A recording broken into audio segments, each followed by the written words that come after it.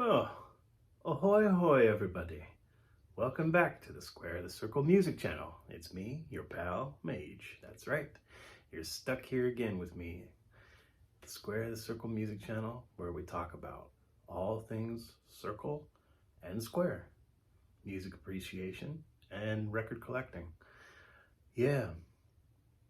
Doing another episode tonight.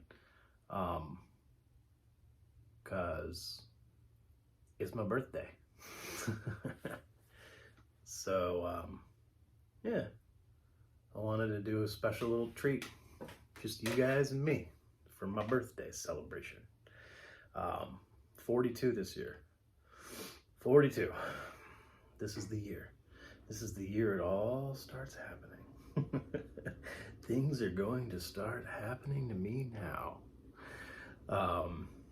Yeah, so thanks for joining me, everybody. Just wanted to have a little hangout session and do the thing that we like to do and talk about, vinyl records and music and all that great stuff. So, yeah, again, an episode that's centered around me. What else is new? But yeah, again, something a little special tonight. It's my 42nd birthday, and I wanted to talk about my top 10 favorite albums from the year I was born. That would be 1980. That's right, 1980. The year I was born, March 13th. It was a dark and stormy one. I guess that the top album still in the world on the US charts and probably the UK charts as well, obviously, was still The Wall by Pink Floyd, hanging on strong. And that album remained at the top for quite some time. Its release earlier in 1979, all the way up through 1980. But the song that was at the top of the charts, the single that was at the top of the charts the day I was born, March 13th, 1980, was Queen's Crazy Little Thing Called Love. Yeah, I liked it so much better the week prior when The Wall was on top of the pops. But whatever, I'm not a hater. I love Queen. That just happens to be one of their more kind of cringy tunes. I'm not a huge fan, but yeah, that was the sign I was born under, I guess. So let's go over this was a lot of fun for me, like digging through everything I've got in the boxes in the back hallway, and just kind of like, and then of course I thought about it and I was like, this would be a lot easier if I just kind of went to my Discogs list and just kind of started filtering through everything from 1980 and looking for dates. I was already kind of like halfway done. I kind of knew where I was going for a lot of these, and then the other ones I was like, oh yeah, that was in 1980. So this was like a ton of fun because it was just really amassing like just all these really fantastic hits from that year. There was a lot of fucking great music released in 1980. So yeah, kind of proud. The year I was birthed onto this fucking weirdo planet with all you crazy apes.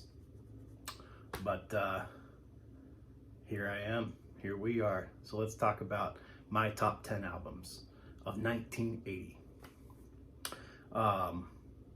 Yeah, number 10 on the top 10 list. I'm not going to rank 10 to 1 because they're all fantastic. So there's no pecking order here. There's no top to bottom. So I'll just start with number 1.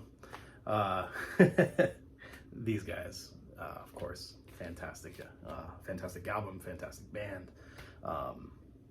I'm talking about the Talking Heads, Remain in Light. Remain in Light was released sometime, I believe in early 1980. I didn't research the specific date, but yeah, I mean, we could sit here and, garble on about this one for fucking ever. Produced by Brian Eno, it's like really thick and rich, cool, fun sounds. You can't help but when you put this on, you got to start moving your body. And just all that fun, quirky, kind of new wave, pop punk, really intriguing, really fantastic. David Byrne's is just such a mastermind in so many different ways. And what a fantastic career these guys have. I just love everything, you know, the entire aesthetic and everything about this album, especially Cross-Eyed and Painless. I put that, dude, my kids love that fucking song. It's a lot. That song is a lot of fun, you know, once in a lifetime, seen and not seen, just, you know, chock full of hits. Everyone loves the power of this magnificent album. So yeah, one from the year of my birth. Sure, cool one. Remain in Light by the Talking Heads. Love that album. Yeah, again, this is one that I brought up more recently. So here it is again. It's kind of cool. I brought this one up. This was on my video for my favorite solo albums. This was his, you know, his breaking away and his first solo spotlight debut. Motherfucking Ozzy. Ozzy Osbourne brought out Blizzard of Oz in 1980. Yeah. Fucking love the shit out of this one. You know, I mean, it starts out the fucking album with, you know, I don't know, Crazy Train to back that up, and track 2, Suicide Solution to you know, absolve the A side. Mr. Crowley, Steal Away the Night. Yeah, what a magnificent album. I think this, I had a discussion with a gentleman in the comments on one of my videos, the solo album video that I was talking about. I think he made mention that this was Randy Rhoads' last album with Ozzy Osbourne. But yeah, magnificent guitar playing, really fantastic. So yeah, 1980, rock and roll. A lot of great rock and roll in that year. This one's really cool, and this happens to be, I don't know, this is tough, because I want to say this is my favorite of his albums, but I don't know. I really like So a lot. But 1980 was the year that he released his third, just, you know, he kept releasing his albums just eponymous, his own name. But everyone likes to call this just the nickname Melt. Everyone calls it Peter Gabriel's Melt album. It's a cool melting face. But yeah, this was his third solo album, 1980, of course. Yeah, such a great nuance and just this, I don't know, this really just kind of like, I like so incredibly much, just because of its pop power, you know, and you know, soundtracks for movies, and just, yeah, everyone knows the power of the album So, but this one, he was still just so kind of like unique and independent, and just really kind of like, you know, breaking through a lot of barriers and crossing a lot of lines and really doing some really intriguing, cool shit. What is that song? Yeah, Games Without Frontiers. Oh man, that's a fucking cool song. I can't believe I didn't bring that up when I posted for that that thread video for the anti-war protest songs. This song, I should have mentioned that. Yeah, really fucking fantastic song. Oh, who sings on that? Oh, someone please remind me who the guest singer was on that. The female vocals. It wasn't Kate Bush, was it? Well, maybe it was. Fuck. Yeah. Anyway, this album's powerful. It's definitely, I think it's his best of the first 3, his breakaway solo albums, out of those, you know, monumental 3 albums that he just cranked out, 77, 79, 80, I think. This one's definitely the best. Hypnosis did the cover art. Super cool. What a handsome devil. Love Peter Gabriel. So I wanted to bring this up and show it to everyone. It's such a great album. Yeah, 1980. Really fantastic year for rock and roll. Man, I'm going to keep saying that pretty much after every one of these selections, because it just gets fucking better and better and better. Of course, the world was shooken and shocked and horrified when Bon Scott died. But Brian Johnson, just, taking with it and running with it like a bat out of hell. You can't, the power of this album. They had the year 1980 on lockdown, Back in Black. Shoot to Thrill, Hell's Bells, Let Me Put My Lovin' Into You. You Shook Me All Night Long. Give me a fucking break. This album is just legendary. Absolutely legendary. These guys can be pretty divisive, but I'll tell you, I don't know, it's pretty hard to deny how incredibly fucking killer and instrumental and just important these guys are.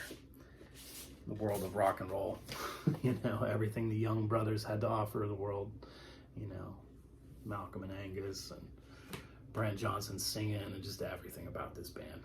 They're just powerhouse. Again, I've probably said this before about these guys, but how can you take just a few simple power chords and just a few simple, the arithmetic of rock and just make a 50-year career out of it or more, just killing it. Yeah, AC/DC is wonderful. Back in Black, and I'm not going to say it's their best album. They have a lot of great albums, and we could talk for days about which album is their best, but just that kind of like the switch over, seamless switch over, and just how they really, I don't know if they lost fans or not, maybe they did. It's not entirely my era, obviously. I was born the year this album was released, but they were still just on top of the world and gigantic when I was in high school, and most people hated them, most of my group of friends, but I didn't really start respecting these guys until I was in my mid-20s.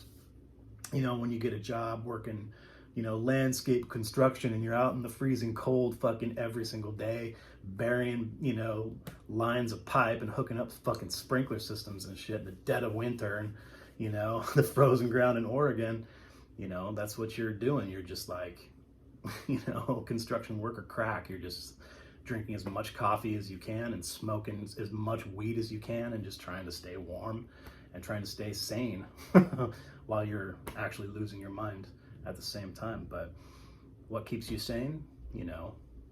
Rock radio, hard rock radio. And that's when I really, really discovered deep, the deep powers of AC/DC and Led Zeppelin and Pink Floyd and this and that and this and that. So yeah, AC/DC is pretty fucking awesome. There's another highlight from the year 1980. Like I said, it's just getting better and better and better and better. The debut release of the Immortal Iron Maiden and their self-titled album. Everything about this, when I was growing up, this was it. This was the shit. Every neighborhood kid had this poster on their wall, and it was just the coolest fucking thing. I loved it so much. I didn't really listen to it until much later into adulthood, because by the time I was a teenager, the 90s took hold really bad, but I still always appreciated and loved, just kind of that, that OG metal sound, and just like I said, the entire aesthetic of it. Just every cool dude, that was riding around a skateboard and had hair down to his ass and was smoking cigarettes on the corner by the store, by the deli, I just wanted to be that guy, and that's what this band kind of represented to a certain degree. I'll always love the shit out of it. And this is like, I don't know, this faction, well, just kind of the beginning, the beginning faction of what these guys were. It's so different and so, I don't know, I really respect and love it. Of course, see, Bruce Dickinson, they got him, I think, in the second or third album. Oh, it was the third album, because homie Paul Di'Anno, he sang for the first two records. It was Number the Beast, wasn't it? I think Number the Beast is when they first picked up Bruce Dickinson. But the guitar playing on this album is just fucking smoking. It's so great. Everything. The bass, I really like the high pitched, pick on bass, and you get that real high timbre, and it just goes well with the guitars. I've read that that the guys in the band, they hated the production style and the engineering, just like the way, I think they had to kind of do a lot of it themselves, and they just were so displeased, I guess, in the end result. And I love it. You know, it's just got a real kind of raw, you know, upfront sound that you don't hear a lot in metal music. Everything is so thick and stretched out, you know, and you're getting far more like deep drone, distorted bass sound. You know, and the drums are so much more impactful and heavy, and this is just, it's not bare bones, but it's just kind of more, you know, upfront, in your face, kind of punk in attitude, but still metal. I don't know, it's a really fucking great album. So yeah, 1980 was a fantastic year. How can it get any better than that? I can't, man, I wish I was a teenager in this era. How can it get any better? It just keeps getting better and better and better and better. And this is, I mean, as far as the Clash goes, this is all you need. This is the only album you need, double album. This is a original UK press I got. It's even got the funny little, like, you know, beware sticker of, you know, themes that are lyric content that may be offensive to some members of the public. The OG, you know, parental advisory sticker before there was such a thing. Kind of cool. Yeah, all the hits are on here. By the river, London Calling, Death and Glory, the Coca-Cola song, Lovers Rock, Four Horsemen, Revolution Rock to end the album. Dude, yeah, there's so much fucking music on this album. It's so beautiful. It's just a masterpiece. A true masterpiece. Punk rock glory. Really fucking cool. Rest in peace, Joe Strummer. You know, we just lost Joe Strummer a few years back. Amazing musician. Highly inspirational to so many in so many ways. My entire generation. You know, the generation of, you know, guys that were just learning how to play music and be rock stars. You know, in the late 80s, early 90s, mid 90s. You know, Joe Strummer was like, he was teaching all those guys how to do it. Pretty fucking cool. Pardon me while I wet my whistle. This has been fun, guys.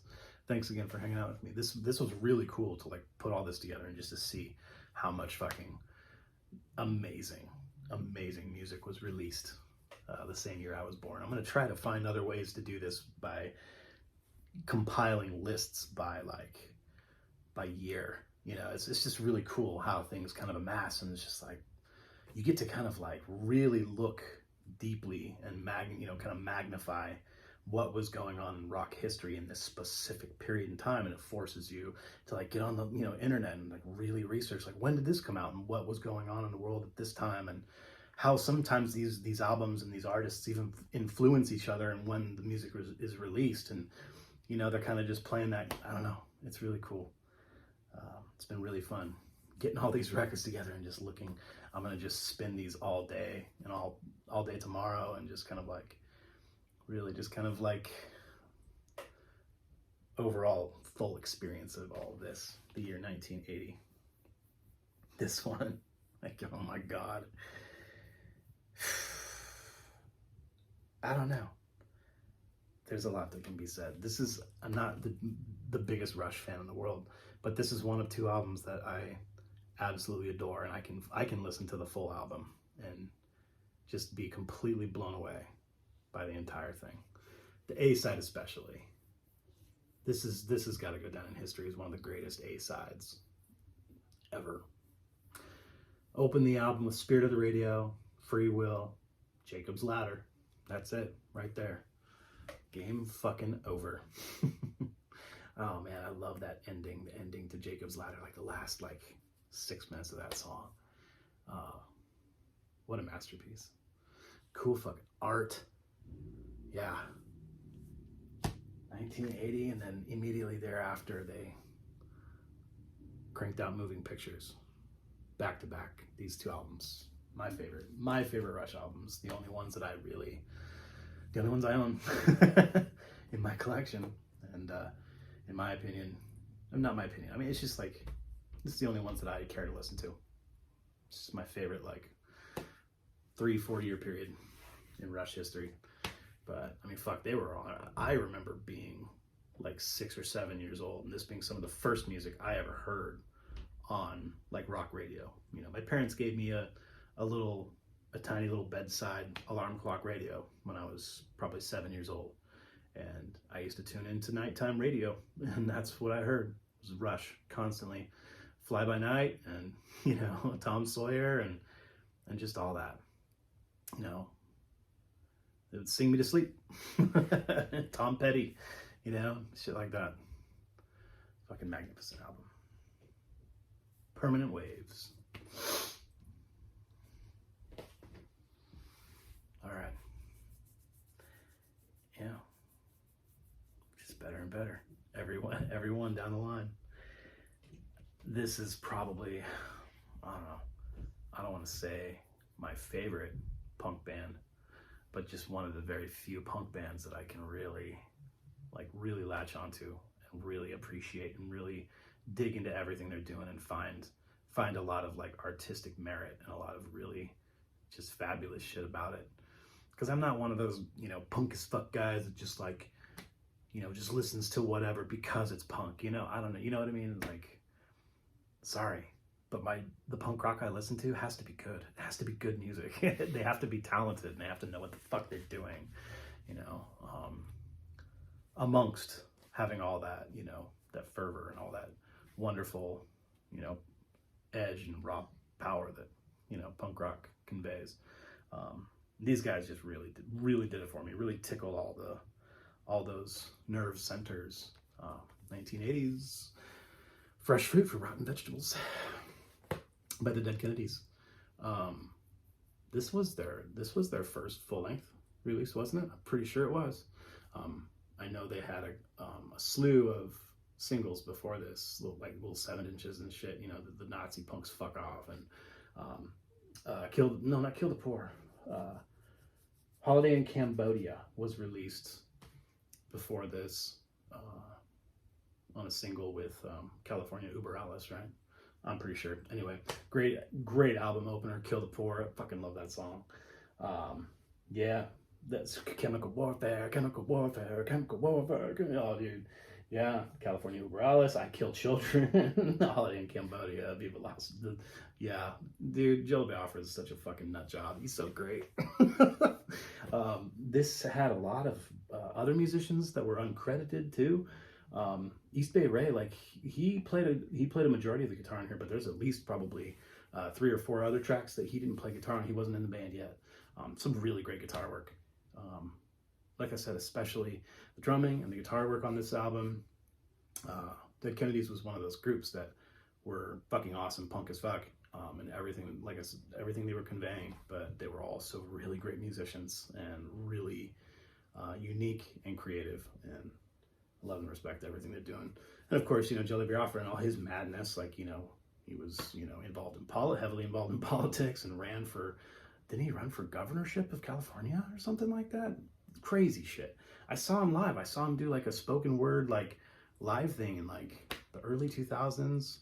Super cool. Anyway, yeah, he created this record label, Alternative Tentacle Records. And, you know, they put out tons of fucking incredibly cool, independent, killer music all throughout the late 80s, early 90s. Yeah. Monumental, groundbreaking punk rock, 1980. Dead Kennedys. All right, guys, gonna button it up here. This one's probably one of my very favorite albums of all time. And it was really neat to like go back and look and be like, oh yeah, that was released in 1980. Cool. Yeah, part 2, the ambient series, Brian Eno, and of course featuring Harold Budd on piano. I scored this fucking awesome Obi Japanese pressing years ago. This is one of my gem pieces in my collection. But yeah, one of my very favorite albums. I love everything about Harold Budd. Of course, I love everything about Brian Eno too. Yeah, this album's an absolute fucking masterpiece. Really glad that this got to be in the pile, in the mix with all that stuff. So, yeah. Absolute masterpiece of an album. All right. Gonna say goodnight. I had like, that wasn't quite 10, was it? It's funny mentioning, I was thinking about Kate Bush earlier because I think she did do backups on that one, Peter Gabriel song. But I really wanted to include, that album was released in 1980. It's my favorite Kate Bush album. Never Forever, what's it called? Never Forevermore? Is that what it's called? I fucking love that album. That album's fantastic. And that was released in 1980. I don't have a copy anymore. I think I was digging. And I sold it at a record show probably last year. That was one that was an honorable mention.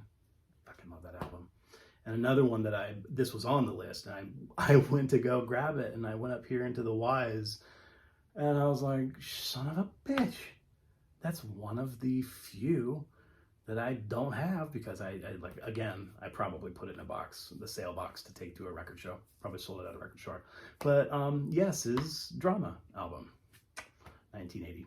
So that also should have been brought out here to show you. But yeah, the Drama album is pretty killer. Lots of great tracks on that. So yeah, also wanted to show off here at the end of my video my birthday present to myself.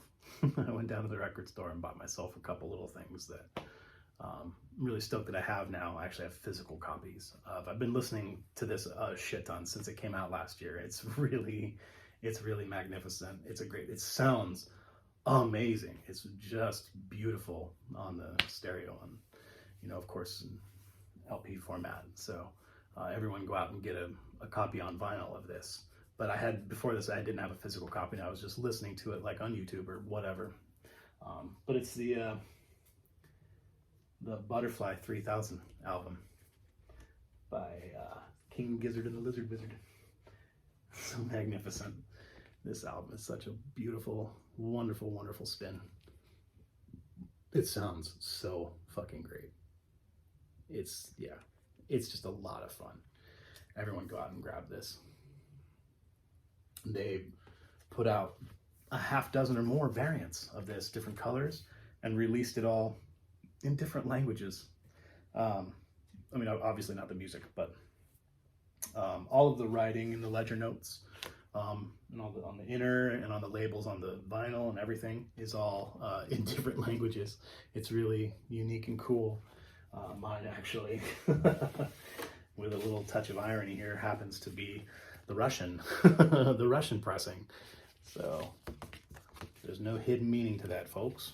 I just happened to grab the one. The other variants are yellow and red, and I know this sounds pretentious and kind of weird and shitty, but they didn't have any of the red variants when I was at the record store, and the only other variant they had was yellow. And I fucking hate the way yellow vinyl looks.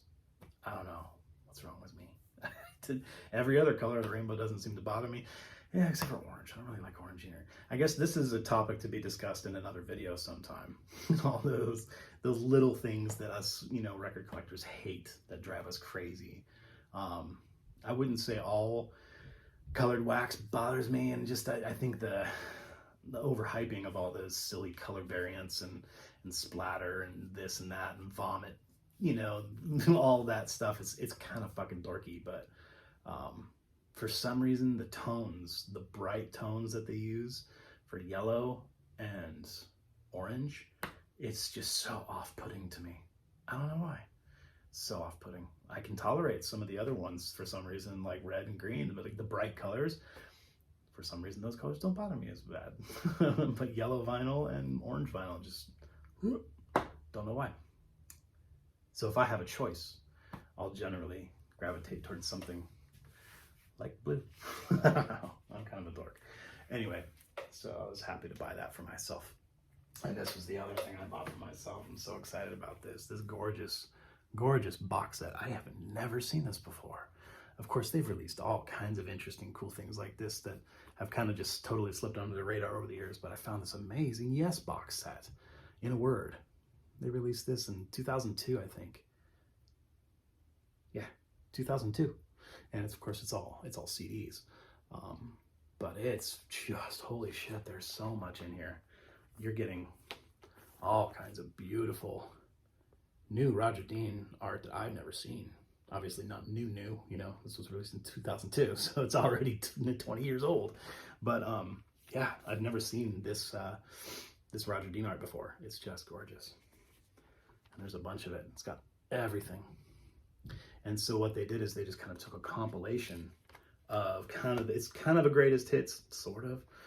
But disc 1 is just from like kind of a bulk of like 4 years, three years. So like disc 1 is just all, you know, 68, 69, 70. All the very, very first stuff from the self-titled and Time in a Word. And then a couple tracks from the Yes album. Starship Trooper, and I've Seen All Good People. Own Clap.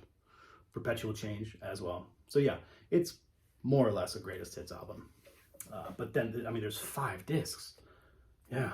And so it's just going through their entire, basically their entire career up and through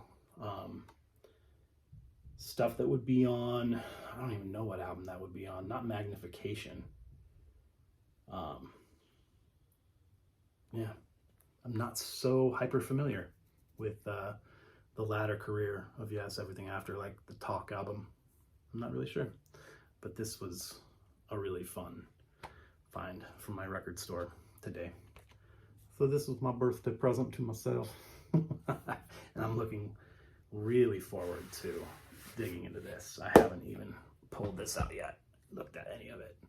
It's just got this big ass, super thick, all kinds of stuff, all kinds of history and photos and art, and just what a wonderful piece of ephemera to enjoy.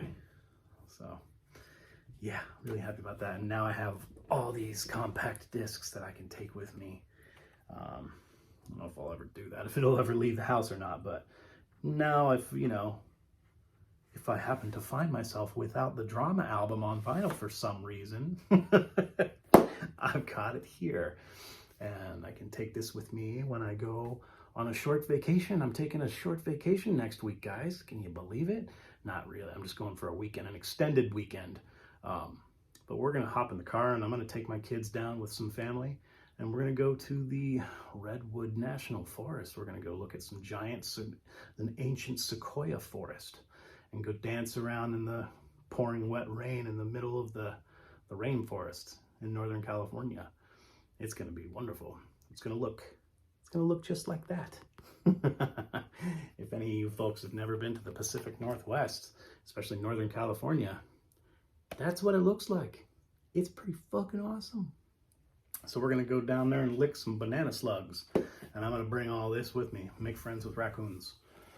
So that was my birthday present to myself. Thanks for hanging out with me tonight, guys. And I'm just going to keep pumping out all kinds of bullshit content, whether you guys like it or not. That's what I do now in my free time. So yeah, peace in the crease. Be good to yourself. Be good to all the others around you. And yeah, peace be with you.